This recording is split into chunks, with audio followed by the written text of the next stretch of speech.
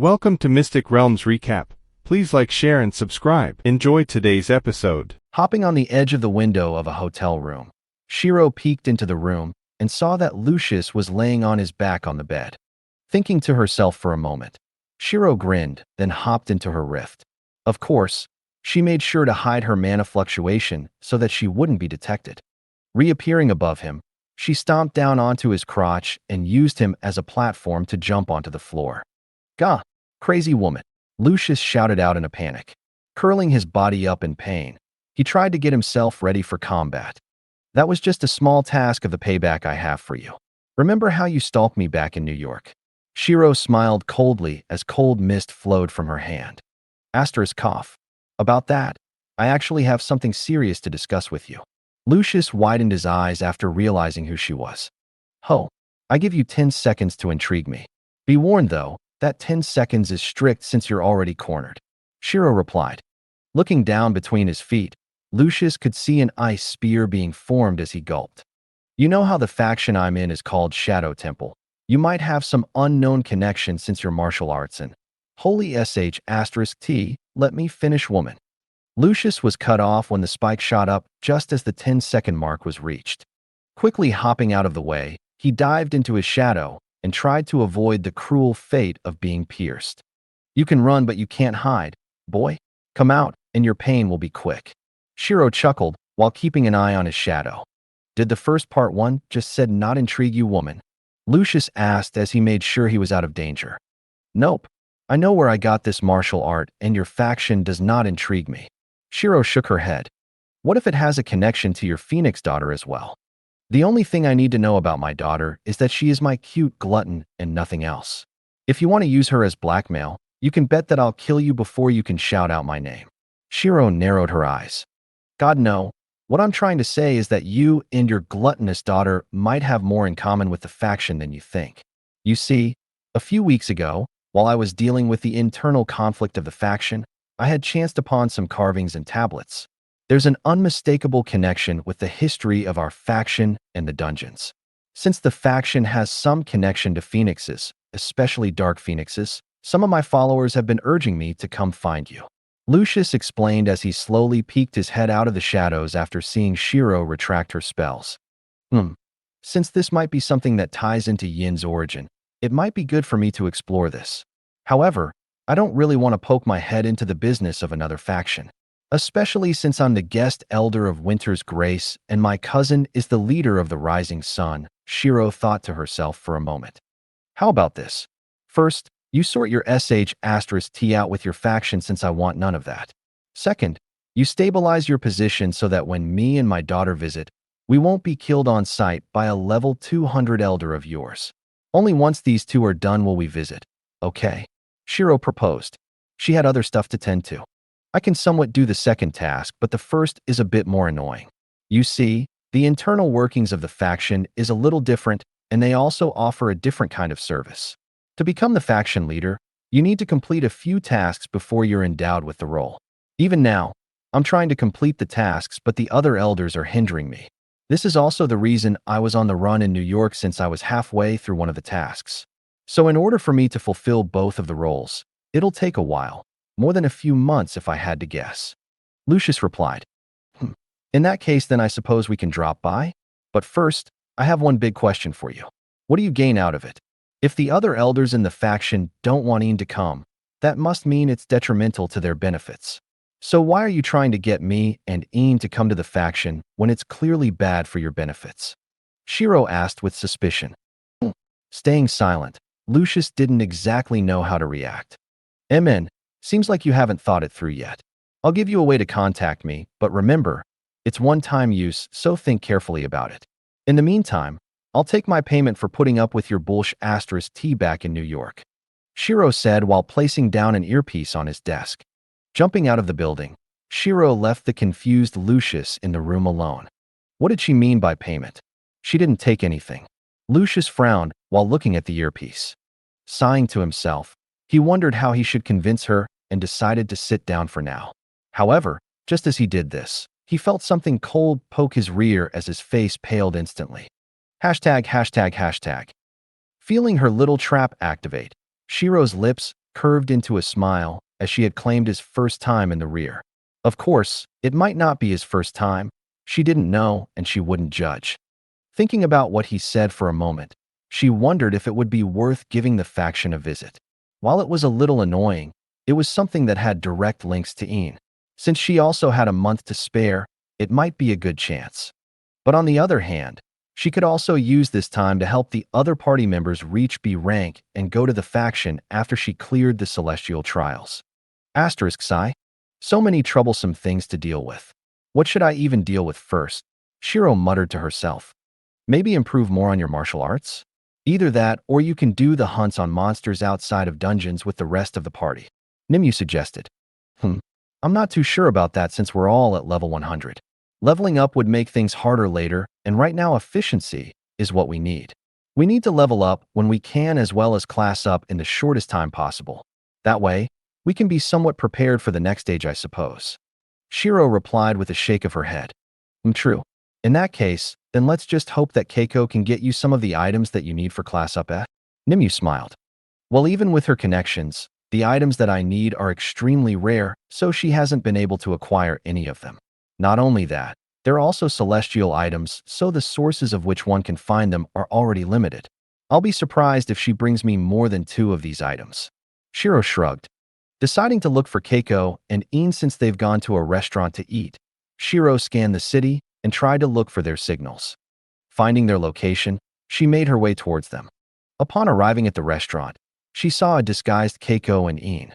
Keiko didn't have a pleasant expression on her face, while Ian was just looking around in a hungry manner.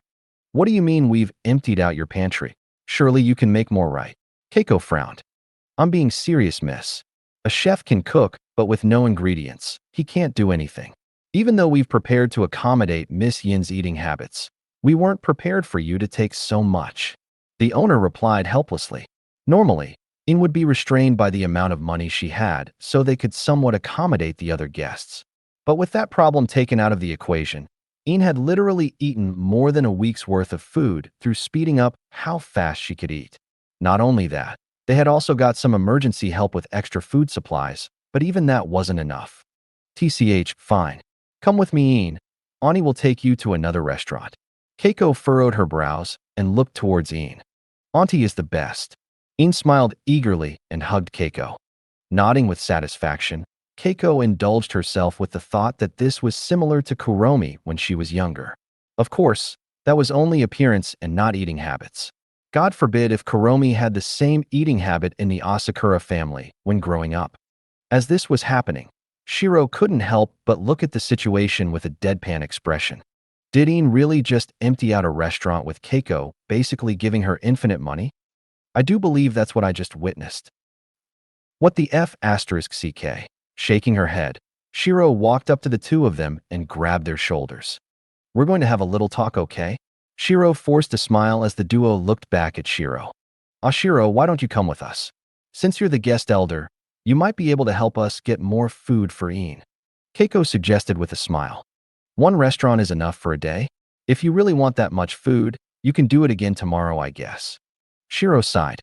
Hearing Shiro say that they could repeat this tomorrow, the owner paled and quickly had his staff request more orders for food. If they are really coming again tomorrow, then he needed to prepare himself for a war in the kitchen. Leaving the area, Shiro took them back to the faction. Right then, my plan for the next month is to see if we can get as many of us into B rank so that we can continue to level up.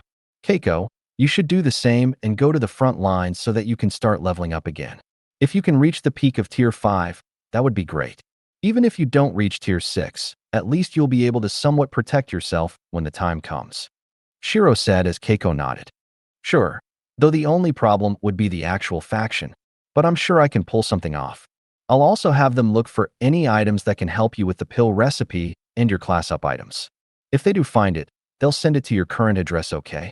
Keiko smiled. That would be much appreciated. You can also ask the rest of your party members about what they need in their class up. I'll have my staff look for them along with your stuff so that it's easier. Keiko suggested. Are you sure? Shiro furrowed her brows. Yeah, you can think of it as repayment for looking after me when we were children, though I doubt you'll remember it. Staying silent, Shiro looked at Keiko and sighed. I feel like I'm taking advantage of you too much. Oh, don't worry about that, haha. It's my pleasure to help you. I'll stay here for another day or two before going to the front lines. Since I'm an assassin, I think I'll be invading some of their forts and try my hand at killing a few of the big shots. Who knows? That might give me some good weapons and armor to help me out. Keiko grinned. Hashtag, hashtag, hashtag. For the next 2 days, Keiko gathered a list of everything the party needed to class up while also taking Ian around to empty out all the restaurants in the city. People were naturally annoyed, but with Shiro's identity and power as a guest elder, there wasn't much they could say. The other factions were also annoyed, so they tried to pressure Keiko of all people, only to get their ass handed to them and left beaten outside of the stores. This demonstration allowed Ian to eat unrestrained for the 2 days that Keiko was here. However, after Keiko left, they tried to complain to Shiro only to be sent off with a small demonstration of power much like what Keiko had done. In addition to this, Aram had pestered Shiro about knowing some of the abilities that monsters had. Feeling no reason to hide this from her, she divulged some information about her skill, monster, and rejuvenation, which allowed her to be unmatched against people in her level. Hearing that monsters would essentially get their stats doubled and a free pass from death, Aram's interest in Shiro grew, while the party finally understood one of the reasons that Shiro could fight without too much worry. The main thing with monsters was that despite their great strength, they had easy-to-read attack patterns. This allowed humans to hunt them down. Should all the monsters act like Shiro, no one would be able to hunt anything unless it was an entire class beneath them.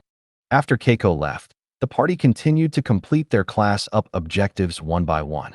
With the occasional items being sent to her room during the month, both Sylvia, Chunyu, and Madison had managed to reach B class. Sylvia LVL 101 Grand Healing Sage.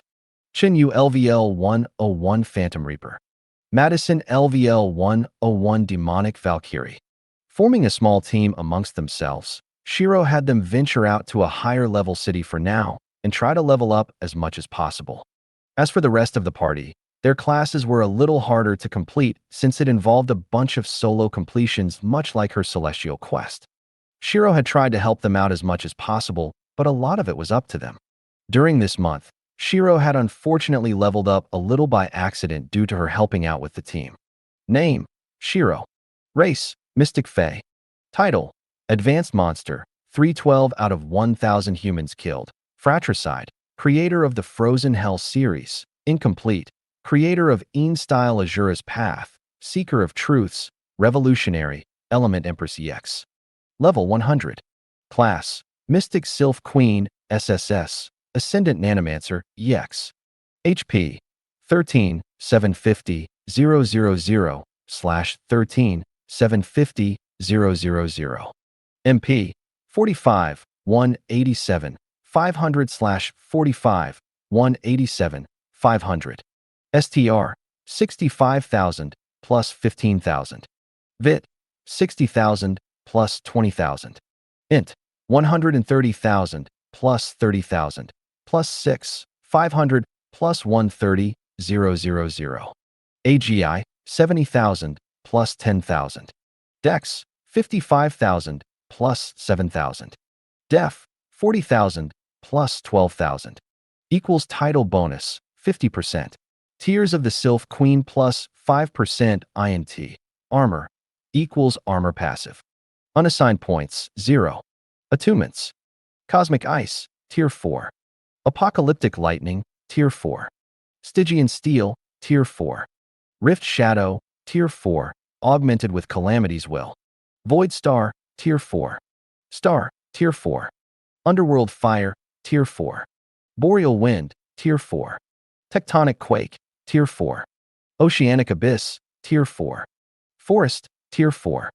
Balance: 5 gold, 292 large silver, 473 silver errands, 5604 bronze errands, $0. Skills: Mystic Sylph Queen. Elemental Breath, Fey Illusions, Force of Elements, Celestial Raiment EX, Tier 3 Element Magic, Rift Strider EX, Sylph Queen's Domain EX, Monster Skill, Rejuvenation EX, Frenzied Incarnation EX, Basic Elemental Mastery, Spirit Assistance. Nanomancer. Nanotech Engineering Tier 3, Analysis. Frozen Hell series. Frozen Slumber, Azure Hell Fire, Borealis Lance, Frozen Chandelier. Ancient Healing Arts. Fire of Life.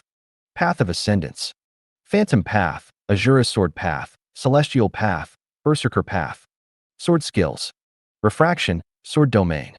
Other. Mini-map, Inspection, Disguise, Mana Barrier, Combust, Heavenly Constellation, Aurora, Chimera Arts, Myriad Transformations Throne World, Hollow Deceit, Ancient Spirit Casting, Asteria's Blessing, Wrath of Stars. Shared Skills, Dark Star Empowerment, Tier 3, Ice Chain, Tier 3, Shadow Cloak, Tier 3, Dark Star Seraphim, Tier 3. With her level ups and her armor passive, her MP had reached a staggering 45 million. With this, her stats were finally more comparable to some of the monsters they had seen, but unfortunately, with her state of mana links, she couldn't make use of the entirety of this 45 million mana. However, even with the amount she could access, she was already almost unrivaled. One could only imagine how much damage she could do without this limitation. During this month, Shiro did try to solve her link issue by having Keiko look for high-quality pills, but finding good pills was hard. While she did want to use the lower-quality pills and enhance them with Yin's blood, dirt was still dirt, so she wanted to hold off on that. With the opening of the Celestial Trials in less than a few days, Shiro was about to make her way back to Mount Fuji. Since I need to do this trail solo, none of you can come with me. However, all of the stuff you need should be in my room if Keiko managed to acquire any of them. If you class up to B class, remember to contact Sylvia, Chunyu, and Madison so you can go level up, okay? Shiro smiled. Sure, I'm pretty much halfway done with my tasks anyways. Just one more item and a few annoying tasks. Lyrica nodded. As for me, I'll try to class up, but I think I might be focusing on trying to make some spells with your monster title and rejuvenation skill as reference. Aram chuckled. That's fine. You might even get a hidden class because of that, but just in case, allocate around 30% of your attention to class up. Got it. As for the two of you, try not to empty out the restaurant since I won't be here to cover for you. Also, make sure to try to class up if you can, though we don't know the requirements. As for Lysandra, look after your sister. Unfortunately, your class up is linked to mine, so you'll have to wait. Don't worry, Mom. I'll try to keep my appetite in check. Nodded. With a single glance, Shiro could already tell that it's bullsh*t, but she only shook her head and smiled. In that case, then I'll see you girls later. Hopefully, when I come back, I'll be in the B class. Shiro said before driving away in her motorbike. Taking off her helmet, Shiro looked at Mount Fuji with mild surprise. It had been a while since she had last come to this place, and in just a short 1 month, the mountain itself had experienced a big change. The side of the mountain had been completely removed to reveal an ice city ruin of sorts. Even from this distance, she could see a few of the larger ice beasts roaming around. Seems like the queen has left, but she hadn't patched up the hole where she dug the base. Shiro thought with a sigh. Putting her motorbike away, she walked towards the city in hopes of finding a place to rest for now.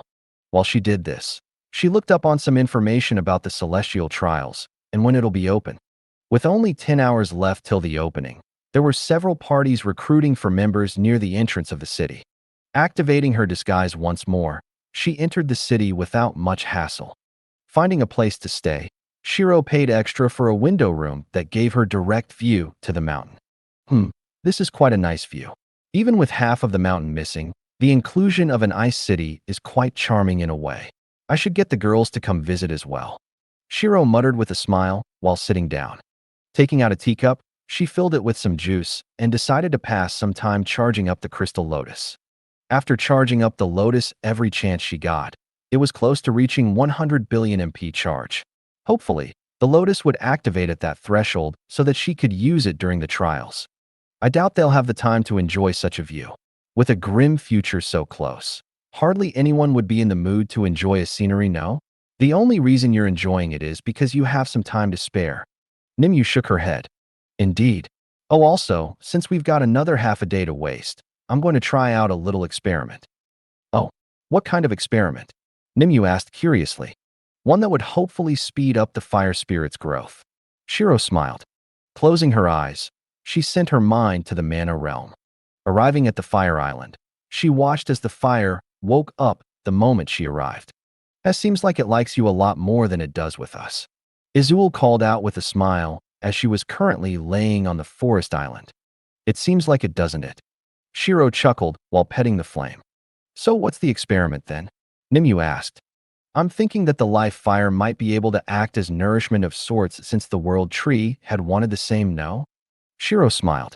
Using her spare hand, she snapped her fingers and created a spark of life fire. Holding it near the flame, it seemed to hesitate while dancing around this foreign flame. Examining it for a moment, it seemed to look back at Shiro as if asking for permission. Sure, go for it. It's part of my skill after all.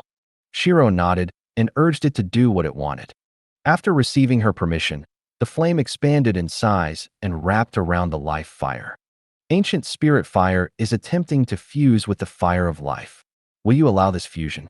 Seeing the notification, Shiro only raised an eyebrow before pressing the yes button. Just as she pressed the button, she could feel her mana rapidly drain as the fire in her hands grew in size. Seeing this, Nimue quickly dashed over to Shiro's side and waved her hand. Asterisk, boom. Giant tidal waves erupted out as it surrounded the flame, but it was evaporated in an instant. Asterisk TSSSS. Quickly pulling Shiro back, Nimue narrowed her eyes at the rapidly expanding flame. Even Izul made a move despite her usual habit of just observing from the side. Flicking her wrist, tree roots started to surround the fire island. Thankfully, however, the fire didn't attack them at all. After a moment, it slowly condensed itself back down to a small spark. Mystic life fire, spirit, received.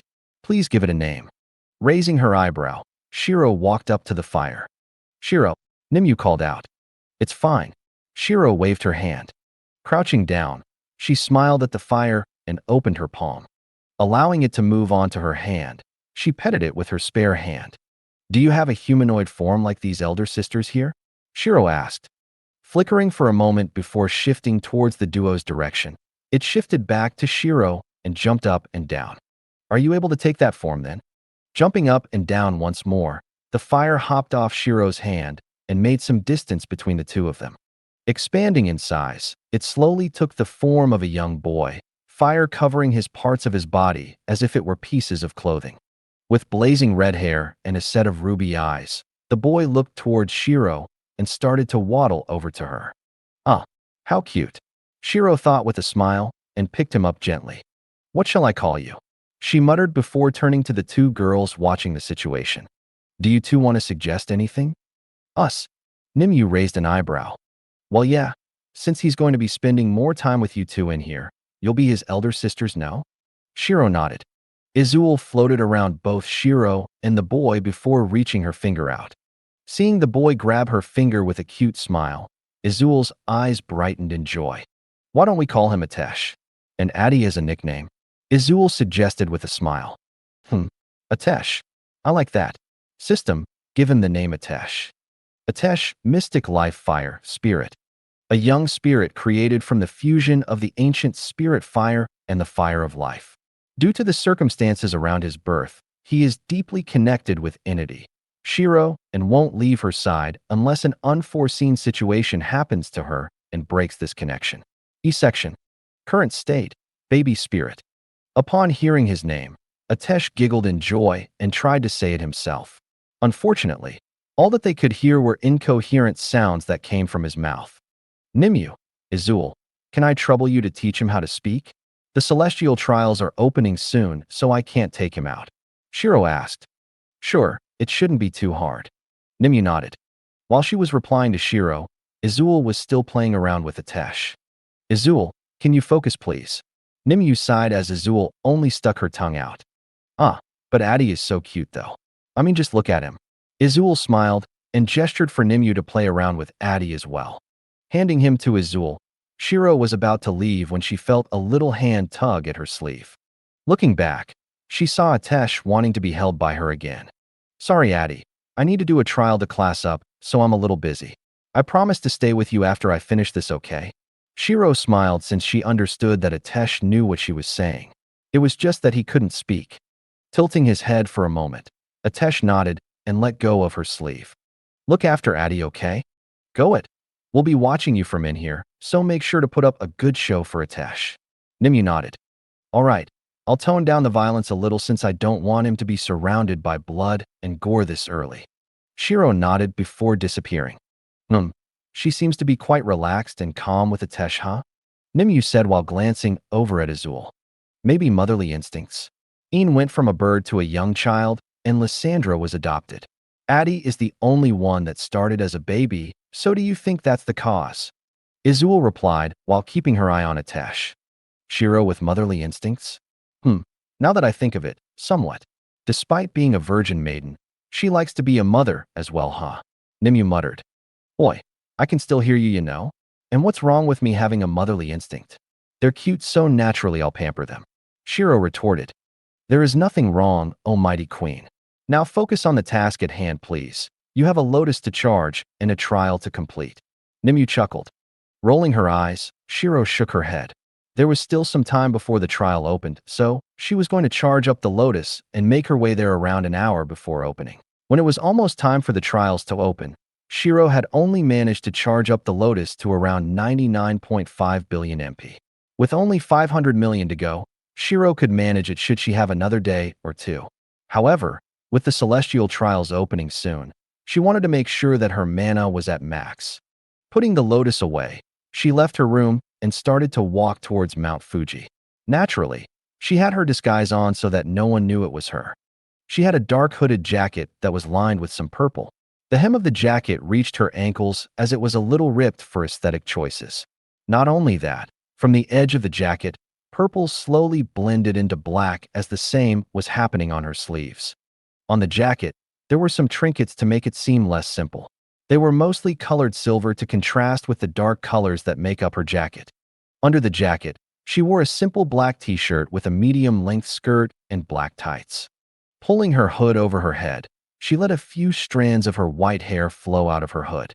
Walking on the road towards the bottom of the mountain, she saw that the people who had been recruiting for members had stopped their recruitment and started to make their way to the mountain. With how many people that were walking the same way, it was rather creepy from Shiro's point of view. Doesn't this remind you of a scene where people are brainwashed and forced to walk the same direction? After a while of not receiving a response, Shiro couldn't help but glance into her mana realm and saw that the two were a little occupied with playing around with Atesh. Even Nimue, who was a little reserved earlier, was now calling Atesh by his nickname. Raising her eyebrow, Shiro only smiled softly before shaking her head.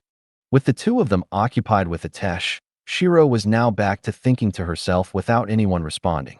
She had to admit that after getting used to talking to Nimue in her head, not hearing anything back was a rather strange change. If anything, it felt a little lonely as she had gotten used to Nimue's presence. Oh well, she mused to herself before focusing her attention back to reality. Walking along with the crowd, she soon saw that there were a few guards opening the gate to Mount Fuji as people walked through with seriousness on their faces. Following the crowd, she soon entered Mount Fuji once more and started her hike to the top of the mountain. As the time for the trial to open comes closer, Shiro could feel the mana surrounding them increase as a faint halo could be seen, slowly forming above the mountain. Narrowing her eyes, she could see a few strange runes that were foreign to her. Even with her records of runes from her world, she couldn't find a single match for them. Not only that, but the halo exuded a strange aura that was reminiscent of the energy that she could sense whenever she used her celestial raiment EX. Seems like this is the real deal.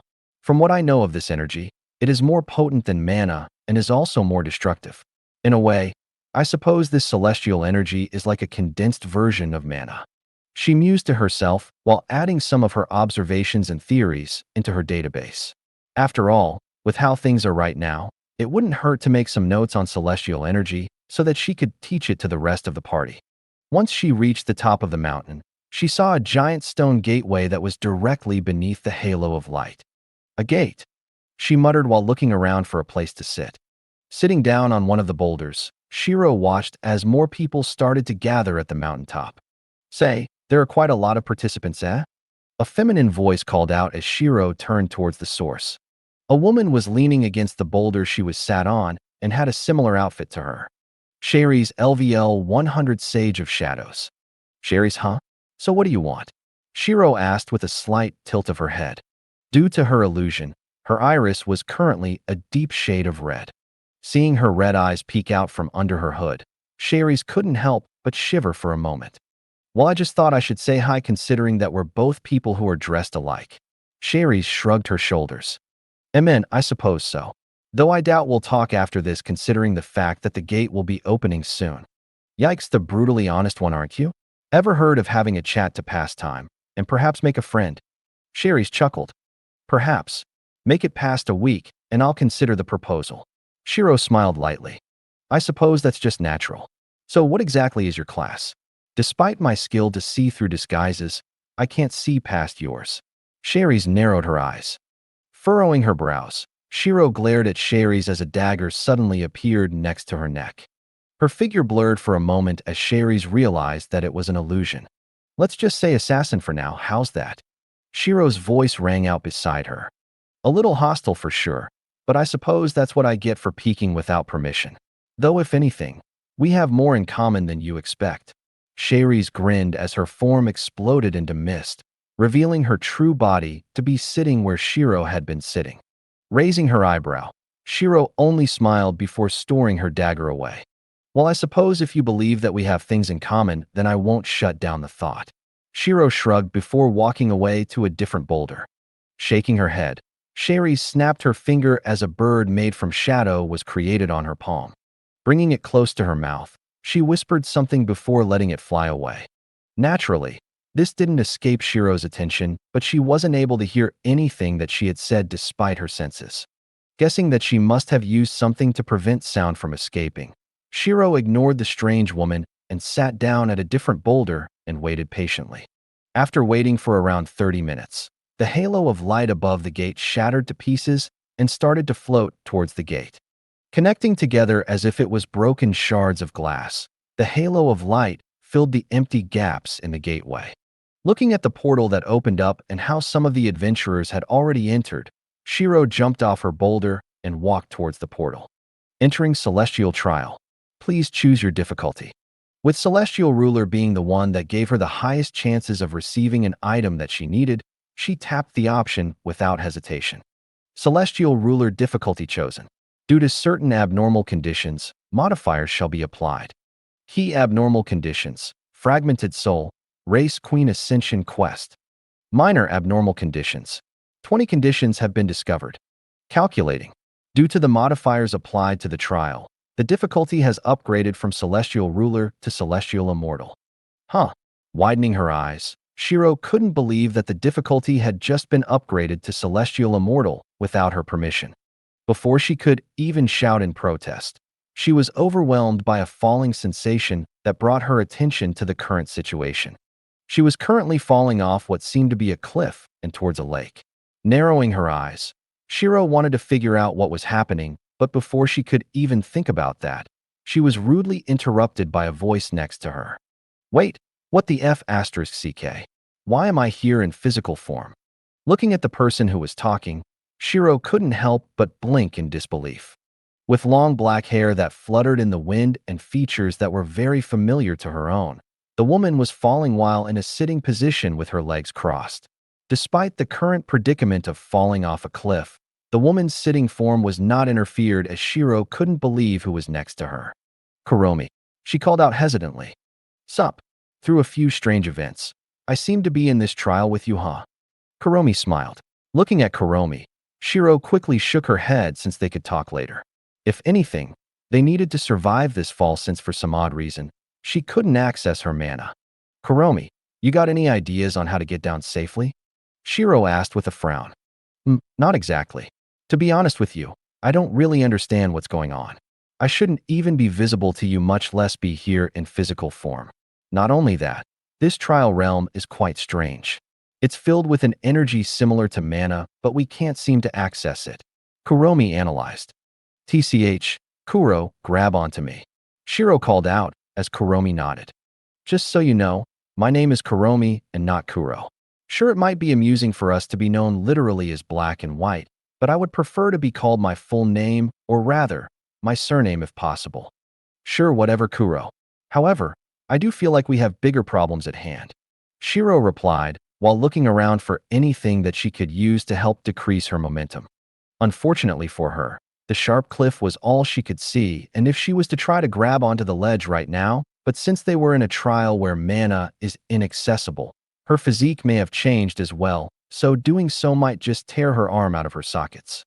But if they were to just jump into the water, the impact may shatter a few bones instantly due to the height of their falls. Furrowing her brows, Shiro looked down and saw that her outfit had changed as well. Right now, she wore a simple white dress that was a little ragged and dirty. She also had a pair of brown boots that seemed to have been worn out over a long period of time. Why the hell does Kuromi get her outfit while mine is trashed? Shiro thought in annoyance. Quickly shaking the thoughts from her head, Shiro shifted her body so that she would slowly close the gap between her and the cliff. Curious as to what Shiro was planning, Kuromi watched with interest. You better hope that my limbs aren't torn off for this. Shiro gritted her teeth. Taking a deep breath, she grabbed the side of the mountain and stomped her foot down as hard as she could. Asterisk, KRRRRR. Rock and gravel broke off from the side of the cliff face as Shiro held her breath in order to concentrate on summoning more strength. With their momentum and the added weight of Kuromi, she was only able to decrease their speed by a little. After a few moments, Shiro let go of the cliff and prepared to dive into the water since her hand had sustained quite a bit of damage as blood smeared against the cliff walls. Shifting her body so that it was as streamlined as possible with Kuromi next to her, Shiro prepared for impact. Asterisk splash. Crashing into the water, Shiro could feel the bones on her arms fracture from the initial impact. Thankfully, her pain tolerance made this feel just like a small ache as she quickly swam out of the lake. Standing up, she looked around in wariness as Kuromi did the same. You might want to sort out your bleeding first just in case the scent attracts some beasts, Kuromi said seriously. Amen. Nodding her head, Shiro didn't hesitate to rip a few strips from her ragged skirt and tie it around her wounds while Kuromi stood watch. During this, she noticed that she had damaged her boots quite a bit since she did use them to help her decrease their falling speed. After dressing her wounds, she looked back at Kuromi, who was now sitting in a tree while peering into the forest. For now, I think we're good, though I can't guarantee anything since I'm a bit limited with my tools right now, Kuromi said while looking toward Shiro. Well, that will do for now, I suppose. In the meantime, why don't we have a small chat and sort our bearings out? Shiro suggested while climbing onto the same branch. Sure, but first, I need to let you know that I don't have access to the system.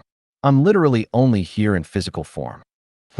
That's a little troublesome, but nothing I can't work with. Shiro nodded before checking her system and looked for notes about the trial. Celestial Immortal Trial. Current background: twin sisters of a fallen household. Due to the pursuit of enemies, you ran into the forest but were knocked unconscious near a river. Waking up while in a falling motion, you managed to land into the lake with your sister safely, but at the expense of injuring your hands. You now find yourself in an unfamiliar forest alone with your sister. In this surrounding filled with mystical energy that is different to mana, you find yourself handicapped and stripped bare of your original skills in this world. To pass this trial, you must fulfill certain conditions and resolve the main corruption within this realm. If not completed within a certain amount of time, you will fail and be sent out of this realm. After reading out the description to Kuromi, she then tried to see if she still had access to her mana realm. Unfortunately, it seemed to have been blocked by a veil of sorts, so she knew that the system wasn't joking when it said that she was now stripped bare of her original skills. Right then, I can see two of the conditions we need to pass, and one that I'm not too sure about. The first is to harness this energy around us, and the second is to solve whatever major thing is happening in this world. These two are obvious. The third is probably something to do with our fallen household, Kuromi said while holding 3 fingers up. Amen. Since that's the case, then there are likely still pursuers within this forest. Not only that, I doubt we can learn this energy quickly, so our best option is probably to find something out in a nearby city. We might also get some more information about our current identity as twin sisters as well, since the trial description is limited. Shiro nodded. Good choices. How do you want to delegate the tasks? With your hands right now, I'd say that I'll probably be the one responsible for collecting some food for us while you make some weapons with your spare hand. Kuromi smiled. That should be doable. Shiro nodded. After going into a little more detail on what they were going to do, Kuromi jumped off the branch and started to go further into the forest while Shiro looked at her back. She seems quite serious for our current situation. The first thing she did is not converse to me about our pasts, but rather focus on trying to understand our surroundings as much as possible. Shiro mused to herself, since that's probably what she would have done if not for the fact that Kuromi following in with her is clearly abnormal. However, at the same time, that was something that can be discussed once they have food and shelter. Jumping down from the branch, Shiro looked around for some materials to help them make some weapons such as spears or daggers. Makeshift ones anyways. While she was looking for hard stones that could double as a blade after some sharpening, her mind couldn't help but drift back to what she had read before entering the trial. So fragmented soul is one of the reasons that the difficulty has been raised, huh? Since Kuromi is in here with me, I can only assume that it's because we were in the same body, only with me being in control. I suppose that can also explain why she can't access the system, but am I still doing this trial solo? But since both mine and Kuromi's souls are fragmented, together we technically make one person, so it should count, I believe. Shiro wondered to herself. While she was wondering to herself, Kuromi was sneaking closer to one of the animals she could see in the forest. It was a rather large snake that seemed to be trying to digest one of its prey that it had been eating earlier. With its size, it could wrap around her torso quite easily. She figured that it should be able to feed both of them for a single meal. Narrowing her eyes, Kuromi leapt into action since the longer she waited, the less initiative she'll have. The first thing she wanted to do was to get rid of its main weapon, so she had prepared a rock in her hand before attacking. Using her spare hand to grab the head, she slammed the rock into its mouth while the snake's body writhed around in pain. In an attempt to fend off its attacker, the snake tried to wrap around Kuromi's body. However, Kuromi was long prepared for this. Stomping down on its body, she gathered strength in her arms and twisted the neck as hard as she could. Asterisk crack. Hearing the cracking of the bone, Kuromi grinned as she jammed her heel into the broken part of the neck and ripped the head right out of its socket. Keeping the head so that they might be able to harvest some venom, she made her way to Shiro with the corpse as their dinner. Seeing that Kuromi had returned with the corpse of the snake, Shiro couldn't help but raise her eyebrow. "I'm guessing that's our dinner then," she said with a smile. "Yeah, with its size, it should be enough for the both of us." Kuromi nodded. "MN, by the way, what kind of melee weapon do you want for now?" Shiro asked while setting a few prototypes out on the floor. Since the resources she could use were rather limited, she could only make stone daggers or spears. If she tried to use any larger pieces of stone, it would just break apart easily. Are you able to make a bow? Or is that too difficult? If it is, I'll take the dagger then," Kuromi asked. "The thing about making bows is that I'll need some good string so that it can actually fire the arrows. Right now, I'm still in the process of making some stronger strings out of plants for the daggers and spears. I'm not sure if I can make one that's good enough for the bow yet." Shiro shook her head. "Not only that, the plants are kind of weird in this place. Trying to get some fiber from them is harder than usual." She sighed. "In that case, then let's just eat the snake and start scouting around to see if we can find the city then." Kuromi nodded. Setting down the corpse, she looked around for a few dry pieces of wood and leaves so that they could make a fire. While she did this, Shiro started to make some daggers using only one hand. Looking at the final product, she twirled it around on her finger before throwing it against the tree. While it did pierce into the tree slightly, it wasn't able to go further and only fell onto the floor. "Seems like I can only use the daggers as melee weapons for now," Shiro mused to herself before picking the dagger back up. "Shiro, dinner's ready," Kuromi called out to Shiro. Turning towards Kuromi, Shiro saw that she had used some of the fibers to tie her hair into a ponytail so that cooking would be easier. "It's a little bland since I don't have any spices, but it should do for now." Sitting down across from Kuromi, Shiro received her own portion of food. "Say, why do you think you came with me?" Shiro asked.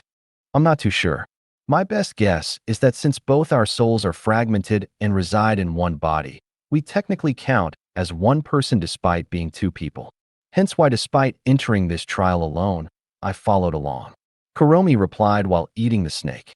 "Maybe," Shiro nodded.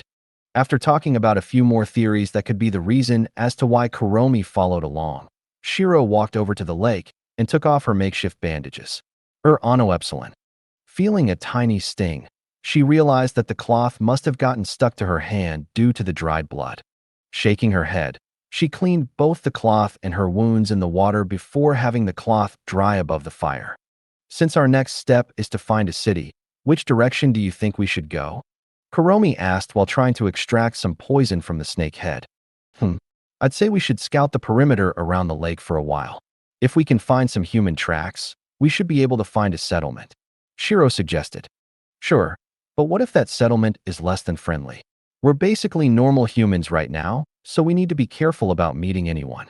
In a world where it might be the same as ours, there's a good chance that we can get kidnapped for our beauty, you know? Kuromi reminded. That's also true, TCH. Why is beauty such an annoying thing to have when you've got no power? Shiro clicked her tongue. A gift for the shitty situation? Kuromi joked. Yeah, right. It's more like a curse at that point. Shiro rolled her eyes with a smile. Haha, perhaps.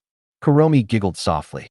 Say, Kuromi, aren't you sad that you can't interact with your family anymore? During the time that I've stayed with Keiko and Kiyomi, you've been watching, haven't you? Your sister is trying to reforge the bond while Keiko is doing the same. They both love you dearly, Shiro said while a sigh. A little, but I suppose that's how life goes. Kuromi shrugged. However, it is now your life, so I shouldn't interfere. I'll be honest, at first, I didn't want to take back my body. Kuromi admitted as Shiro raised an eyebrow. So what changed your mind? Well, let's just keep it a secret for now. It's something I realized after spending more time watching you. I'll also, once we get out, feel free to kill more people with the soul sword since it's like food for me. Much like what mana is to you, I eat souls to sustain myself. Kuromi smiled. You're not going to pull a trick like that, God Slayer, and try to take over me when I'm not on guard, are you? Shiro asked while acting as if she's afraid. Oh please, spare me your acting. We both know that you'll probably kill me yourself should I try something like that. Kuromi shrugged. I won't deny the accusation, oh Miss Ball's Crusher. Shiro grinned. As if your title's any better, destroying princess. Kuromi rolled her eyes. Say, where did you even get your balls crushing habits? Shiro asked curiously. When most of my enemies were men because they thought they could court me due to my low level. Kicking the balls does wonders for disabling men in a fight, you know. Kuromi smiled. Where did you get your ass fetish, huh? It was a tranquil moment. I was relaxing on the top of the mountain when I had an eureka moment. No one clenches their ass in a fight, do they?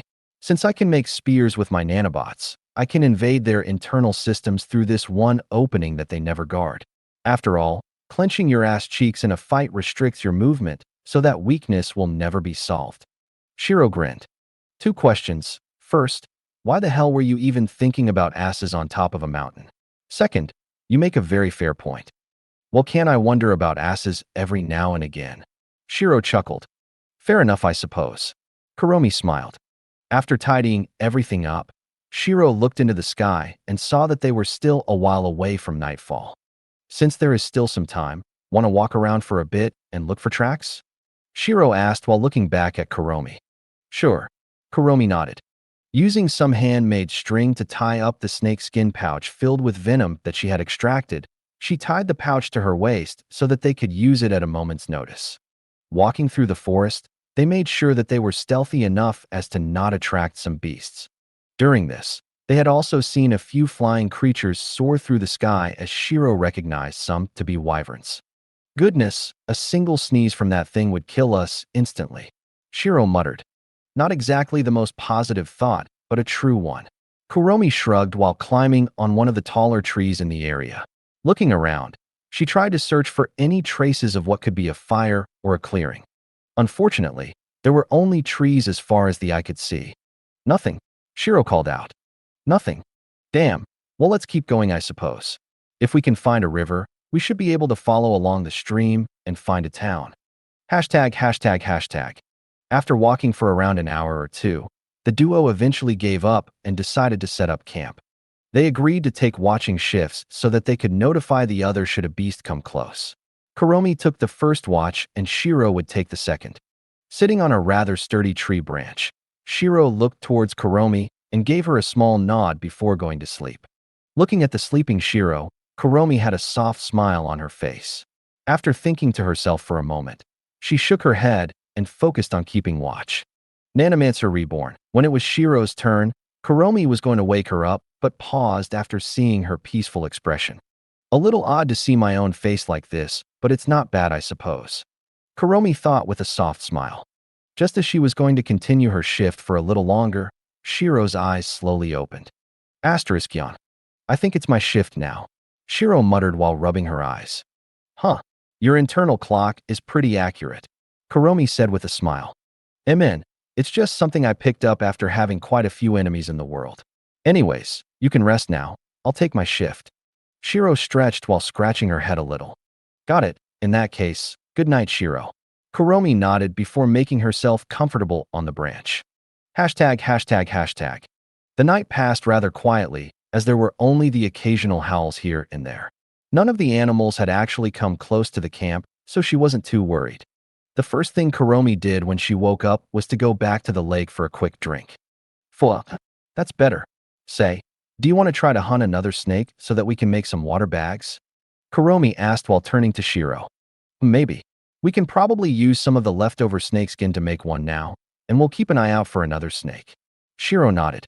Making a water bag by tying up one of the ends so that it wouldn't leak, Shiro filled it with around a liter's worth of water.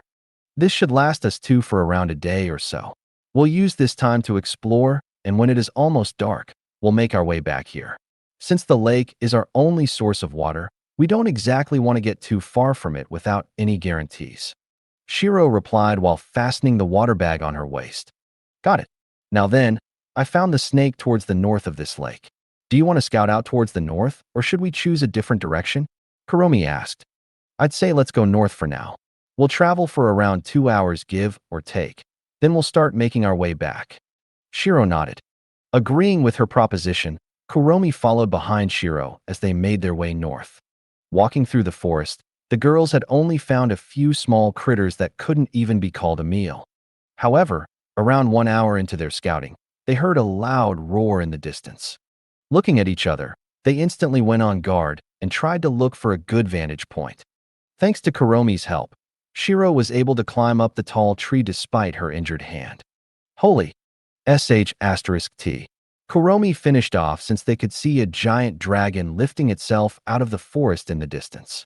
Judging its size with her own eyes, Shiro guessed that the dragon was around 300 meters tall with wings that seemed to block out the sky. Even from this distance, they could feel the gusts of wind hit them in the face. Breathing out a torrent of flames into the sky, the dragon was currently battling against what seems to be a giant. The giant had a huge axe a little larger than its own body and seemed to be around 250 meters tall since it was smaller than the dragon. Wrestling it with his spare hand, the giant swung his axe in an attempt to cut off the dragon's wings. Unfortunately for him, the dragon swiped its tail and knocked the axe out of the way before biting down on his shoulder. Breathing out fire once more, the giant's shoulder was burned to a crisp as he cried out in anger. Gritting his teeth, a red pulse of energy flared out from his eyes as red marks spread out through his body. Grabbing the dragon's throat, the giant flung its body over his shoulders and slammed it into the ground, causing a small-scale earthquake from the impact. Yura! He cried out in triumph. Quickly stabilizing themselves on the tree, both girls frowned in a similar manner. I don't think we should go that way, Kuromi joked. I suppose not unless we want to be crushed under the two of them. I doubt they'll be kind enough as to let us pass. Shiro replied. Just as they were about to retreat, the skies suddenly darkened as huge boulders formed above the area. Setting themselves aflame, meteors started to descend towards the giant as the duo quickly looked at each other in panic. **T. Quickly jumping out of the tree, Shiro hopped from branch to branch in order to land safely. Once both her feet touched the ground, she instantly sprinted as fast as she could away from the area, while Kuromi did the same. *Bang! The ground split apart from the impact as deep craters were formed. The shockwave of the impact instantly knocked the girls off their feet. God damn it! Shiro shouted out in annoyance. Quickly flipping her body, she landed safely before using the added momentum to increase her speed. Less talking, more running. Kuromi retorted quickly while focusing on not smashing into anything face first. As the duo continued to run, the battle behind them seemed to intensify as there were flying debris and meteors landing near them every so often. After running for around an hour or so, they looked back to make sure that they were more or less safe. HA8. Oh my god, Shiro panted while sitting down near the base of a tree. I suppose it's no wonder that anyone that chose this difficulty would fail quite quickly, huh? In just 2 days, we've almost died twice. The first was the cliff fall. If it wasn't for you, our bones would have completely shattered upon impact, and the second is this pair of dragon and giant. Kuromi muttered. I know. Annoying thing is that I didn't even want to choose this difficulty. I only wanted the celestial ruler difficulty, but it was changed to immortal. Shiro replied. Heis, forget about that. Just talking about it is making me depressed since I'm in here with you. Anyways, where are we right now? Since we were focused on running, I think we might have ran away from the lake. Kuromi asked while looking around. For F***'s sake. Shiro sighed since things were becoming harder. Not only have they lost their main source of water, they don't even have a benchmark for where they are right now. With mountains and forests surrounding them from all directions, everything looked the same. Say, Shiro. Kuromi called out. Emin? What is it? Shiro asked. Since you said that the description said that we were knocked unconscious near a river before waking up in a falling motion, right? Yeah. What about it? So if we had made our way back up the cliff and followed the river, we would have arrived near a city, right? Pausing in realization, both Shiro and Kuromi face-palmed. Why didn't we realize it sooner? Shiro muttered. I don't know. Since we're not too sure of our surroundings, why don't we just pick a random mountain and use it as a watchtower of sorts? We'll try to locate the lake we landed in and try to backtrack to the city. Sure, our enemies are still in the city, but it's better than dying out here, right? Who knows? We might be able to salvage some things from the ruins of our fallen household. Kuromi suggested. All right, how about that one then? It's not too far from where we are right now. Shiro nodded before pointing towards their west. Making their way towards the mountain, they ignored the earth-shattering battle that was happening in the distance as their focus was on trying to find the lake. While the two were trying to get a better vantage point in order to see the lake, they had no idea that a search party was sent to the forest in order to find them. Despite the family crumbling due to its enemies and financial reasons, the head of the house had made a few preparations to keep his daughters safe. Unfortunately, the initial escort team had been killed, so the two girls were chased by a group of enemies, while the secondary escort team was protecting the Lord.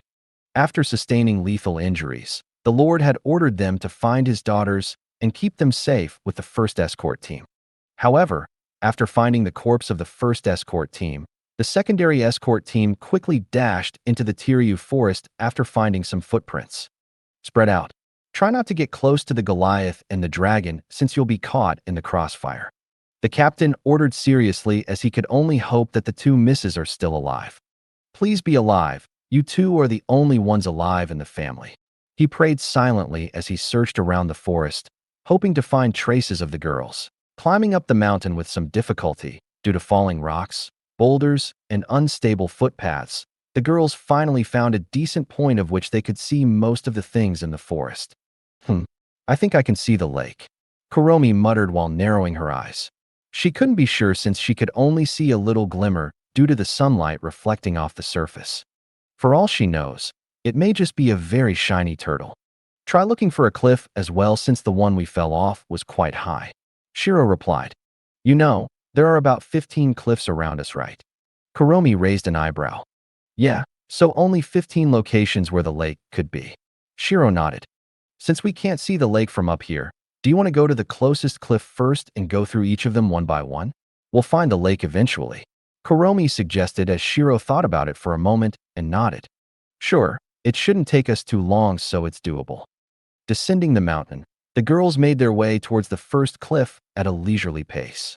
Since they had limited amounts of water, it was better to walk the distance rather than run so that they could save some water in case the first cliff was not near the lake. After walking for a while, they finally reached the bottom of the cliff, but unfortunately, all they saw was a cave. So it's a bust, huh? Shiro sighed. Well, at least we have a roof over our heads should it start to rain. Kuromi shrugged. True, on to the next cliff, I suppose. ####. Sir, I've found some dried blood and traces of fire near the lake. One of the search party members shouted out. Show me where. The captain replied urgently and followed behind his subordinate. Crouching down near the makeshift campfire that Kuromi had made, the captain narrowed his eyes and scanned the area. Some snake bones and dried blood that leads towards the lake. The person that was here must have been injured by something. I can see a few marks of blood on the cliff face, so I guess it must be a result of the fall, he muttered. Looking at the height of that cliff, he wondered why they would even need to go out of their way to grab the cliff since most people can just survive that fall.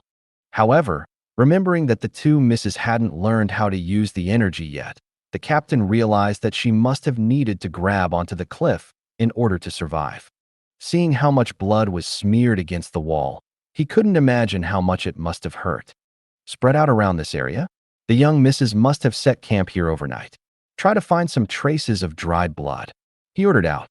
While this was all happening, Shiro and Kuromi had already visited another cliff and found nothing. But on the third cliff, they saw a party of hooded people in dark outfits scouting around their campfire. Could that be our enemies? Shiro asked with a frown. Maybe. Seeing as though they are surrounding our camp, we should probably try to look for a different spot.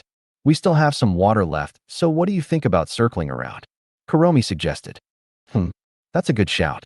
Let's go quietly since we don't know if they can hear us, since they can probably use this strange energy.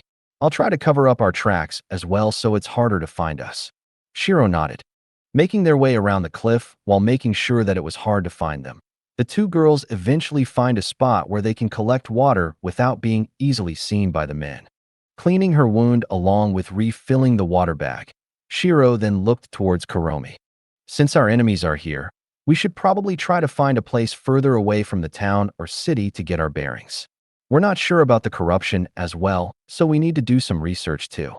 Indeed, Kuromi nodded. Just as the girls were about to leave, they heard some rustling nearby and widened their eyes. Quickly climbing up the tree, they used the branches and leaves as cover while readying their daggers with venom. After all, at least this way they can get the surprise attack in and maybe live while the enemy dealt with the venom. Waiting patiently for a moment, they saw one of the hooded men crouch down near where they had just refilled the water bag. There were still some wet patches of blood around the area.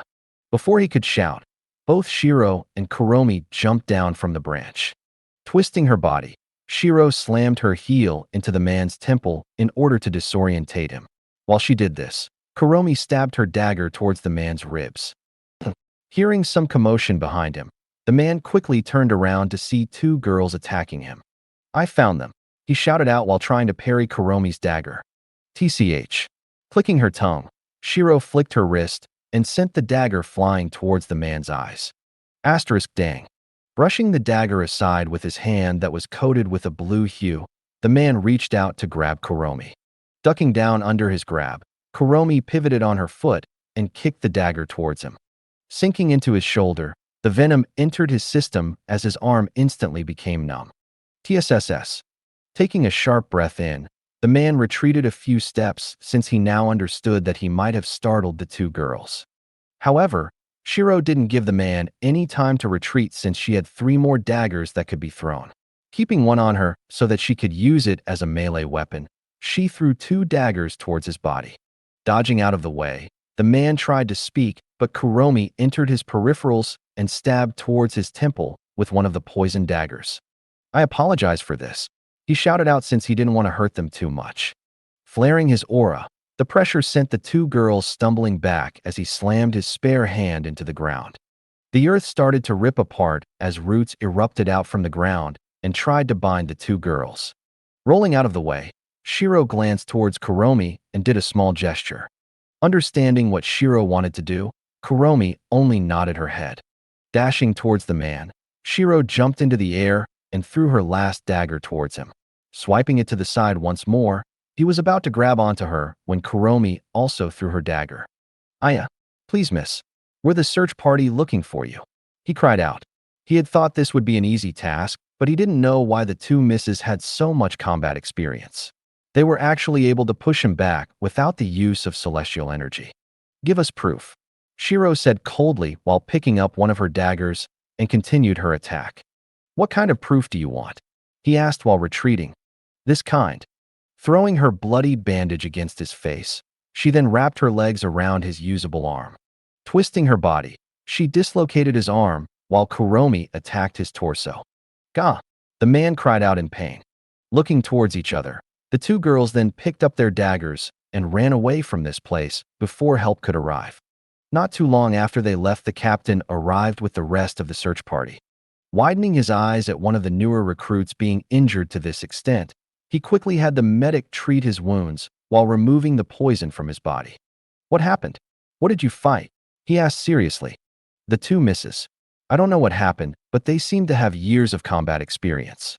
With their teamwork, they had been able to poison me and dislocate one of my arms without the use of celestial energy." The man replied, "How the hell did she dislocate your arm? I doubt a girl without celestial energy can outpower you." The captain raised his eyebrows. "That's the thing. She didn't outpower me. I tried to get her off, but before I knew it, my arm was already bending back, and it was my own force that dislocated it." Frowning slightly, he called out to one of the members, "Track her down using this bandage. There's some traces of fresh blood, so you should be able to find them." The captain ordered. Nodding his head, the man drew a rune of sorts onto the bandage as a faint trail of blood mist could be seen going into the forest. Following behind the mist, the captain couldn't help but wonder how the two had actually defeated one of his subordinates. What even happened in the time that they had been chased? He wondered with a frown. Shaking his head, his main goal was to save them before their enemies could find them. After all, their enemies won't be as lenient as the recruit. Ha ha ha. Panting heavily, the two girls continued to run without looking back. Shiro tried to cover up their tracks as much as possible, but it was a little hard since they were on the run. "Let's go to the cave," Shiro suggested while vaulting over a large tree branch.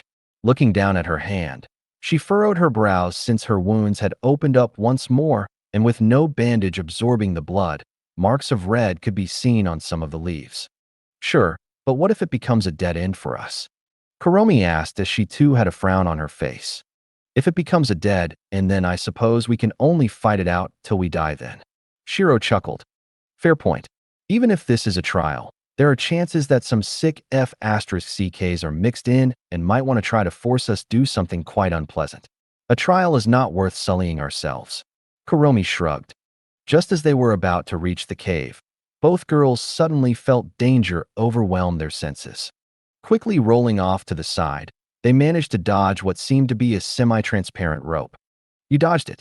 No, this isn't right. What have you done to the two misses? If you two are truly the daughters of our master, then you would not be able to dodge that trap," the captain said with a scowl. "I don't know.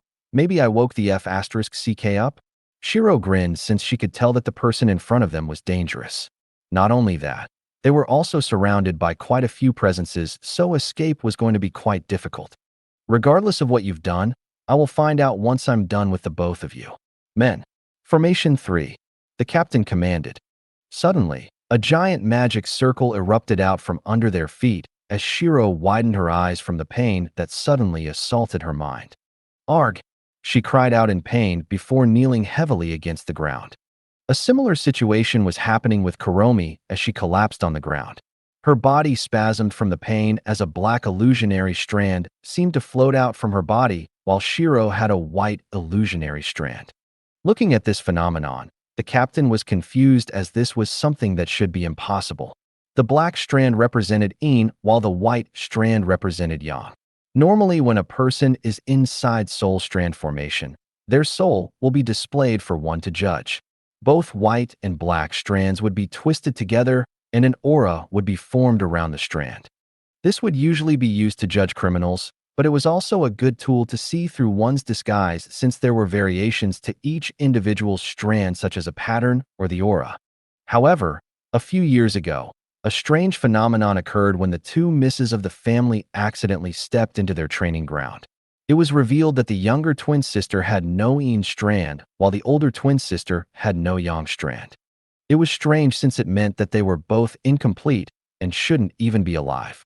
However, by some miracle they were. This could also mean that should one of them die, the other may suffer the same fate, since one could not live without the other. Naturally, this also meant that training with celestial energy was much harder as both the yin and the yang was needed. But the master of the household had other plans. Since it's a miracle for them to be alive, I want my daughters to enjoy life as much as possible. I don't know how long they have left to live, but as long as I am around, they shall live freely. Of course, it wasn't as if he had done nothing. In the years that the two daughters played around, the father had continuously looked for ways where they could only use half of their strand to use the energy, but all he found were taboo spells that would send one spiraling into craziness. However, a few weeks ago, he had finally created the spell that both daughters can use despite their strange nature. It was also due to this that their enemies had made a move since a spy in the family leaked this information to the outside world, placing a target on their backs. Should a normal person learn of this manual, they'll be twice as strong as other people. With this single rumor that flowed through the streets, the family was destroyed quickly for the spell. As Shiro was still trying to resist the pain that she was feeling, the magic circle disappeared as all of the men around them kneeled down and bowed their heads. I'm sorry, young miss. While I do not know what has happened to force you to gain this much combat experience, I do know that you are truly our master's daughter. There is no one else in this world that is like you two who are two halves of the same soul, the captain said as he quickly helped Shiro up. Widening her eyes, Shiro looked over at Kuromi in shock. Kuro, did he just say that we're two halves of the same soul? She asked slowly. Yeah, I had my suspicions before, but it seems like this has told me my answer. You're me and I'm you. Kuromi replied with a small smile. Taking a moment to digest this information, Shiro looked over at the people who claimed to be their allies. For now, she wanted a private chat with Kuromi about all of this. Who are you? Shiro asked. I am the captain of the secondary guard unit. During the invasion of the family mansion, I was tasked to look after your mother and father while the primary guard unit escorted you and Miss Kuromi out of the area. Due to some unforeseen circumstances, the Lord had ordered us to come find you instead. The captain replied since he didn't exactly want to tell the two misses about the death of their lord. Their main priority would be to find a safe place to stay for now. So you're our allies then? That is correct. What shall I call you? Shiro asked since she couldn't see his name tag at all. I don't have a name, only code. The captain shook his head. Well, in that case, then I'll call you Philip or Phil for short, I guess. For now, leave me and Kuromi in private for now. I need to talk to her, Shiro said as Philip nodded. Watching the men make some distance from them so that they won't intrude, Kuromi turned towards Shiro. That's a rather Western name for this setting. Kuromi chuckled. Yeah, because my mind is focused on something else right now. What the hell do you mean by I'm you and you're me? Shiro asked with a frown. It's just as it says, we're the same soul split into pieces. You're just from a different time and world.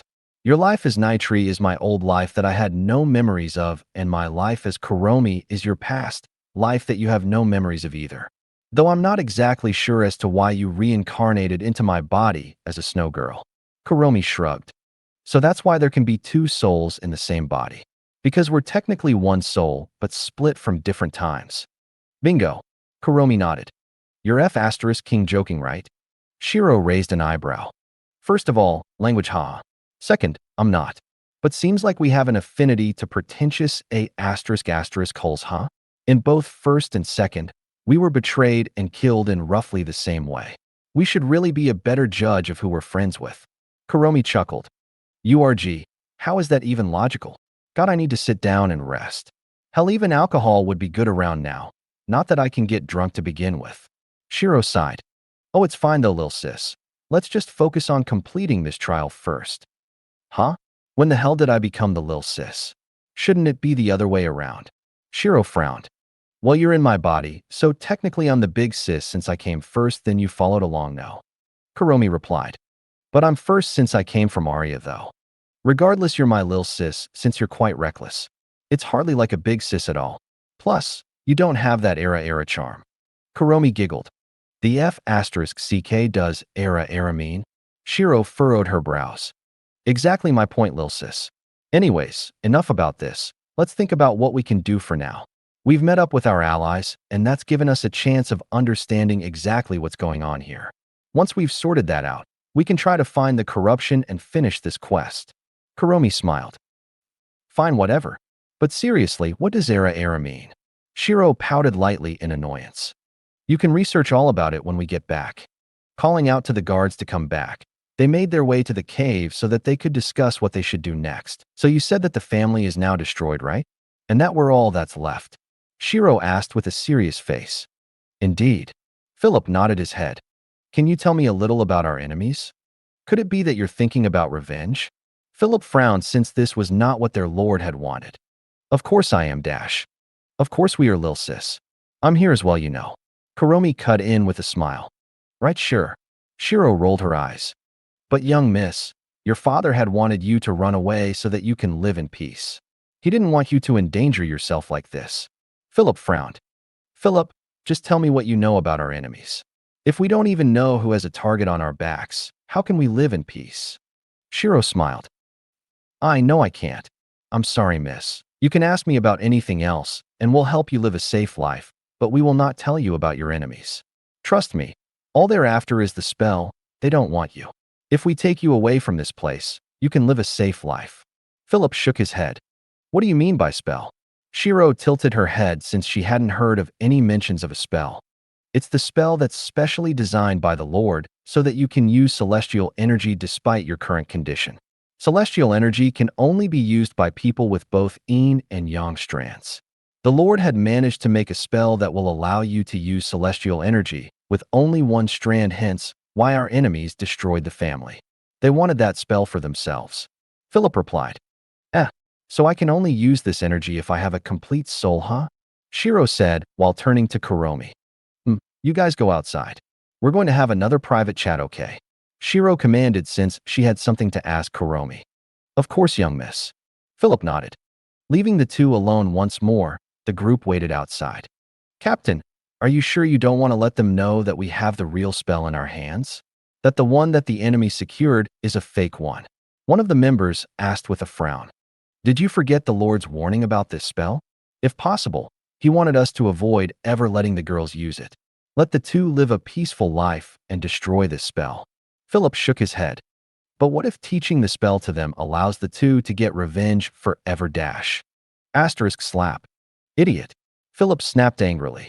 I understand your anger since the Lord is like a father to all of us. But are you really going to push the job of revenge onto two girls that the Lord treasured more so than his life? Staying silent, the man looked down at his feet, feeling shameful for even suggesting such an idea. Asterisk sigh asterisk, but it's not as if I don't understand you. For now, let's just wait and see. Philip sighed and continued to stand guard for the two girls to have their private conversation. ####. Kuro, what do you think about the way he says that we can use the celestial energy? Using that spell or whatever? Shiro asked. Me? Well, it doesn't seem like he's lying. Kuromi replied with a slight nod. I figured. But the thing is that I've used celestial energy before. Remember when I used the skill Celestial Raiment EX? I always get to tap into this second reservoir of energy that I couldn't before, and it's more potent than mana. If the celestial mana couldn't be accessed by those without a complete soul, or rather, a yin and yang strand, why could I access it? Shiro asked while looking at her hand. Perhaps it has something to do with me still being around? With my soul still around you, and us two being two halves of the same soul, it technically fulfilled the requirements of using the celestial energy. Kuromi replied. If that's the case, then do you think we can use this energy as we are right now then? Why don't we ask the guys how to use the energy normally first and do some experiments? Shiro suggested. Sure, but what do you plan to do while this is all happening? Since our enemies are in the city, I'm thinking of going to a nearby town or city to get some information first. If they're greedy, which I'm certain they are, they won't send out the information in regards to the spell, and it should give us some space to move around undetected. After all, if they pursue us outside of the city with a large force, it would definitely raise some suspicions. Not only that, from what Philip had told us earlier, it seems like the enemy already has the spell so they won't bother with us. Shiro shrugged. Though even if we get some information, we can't exactly do anything about it. We can't exactly fight right now, and I doubt the guards we have now can fight our enemies. Kuromi frowned before widening her eyes. Seems like you figured it out. Shiro grinned. You sly woman. We don't need to fight, huh? Other people will do it for us. Kuromi raised her eyebrow. Yup. Since our forces are weak right now, We'll sow some discord in their group after getting some information. Once that's done, we'll spread the information about the spell while our enemies fight amongst themselves. That way, even if we're useless right now, we can kill our opponents." Shiro chuckled. "And what of the aftermath?" Kuromi asked while crossing her legs. "What about it? Our main goal is to destroy our enemies. Once that's accomplished, we'll retreat and watch as everything unfolds. Though if our enemies are stronger than I expected, we'll probably need to come up with a few plans during the actual battle." "All right, let's go with that then. By the way, have you noticed something strange?" Kuromi asked. "Strange? Perhaps." Shiro nodded. "This trial is too easy right now for its difficulty, isn't it? This still feels like it's not as hard as how Celestial Immortal has been described. Sure, we've ran into life-threatening situations, but we've also met up with our allies.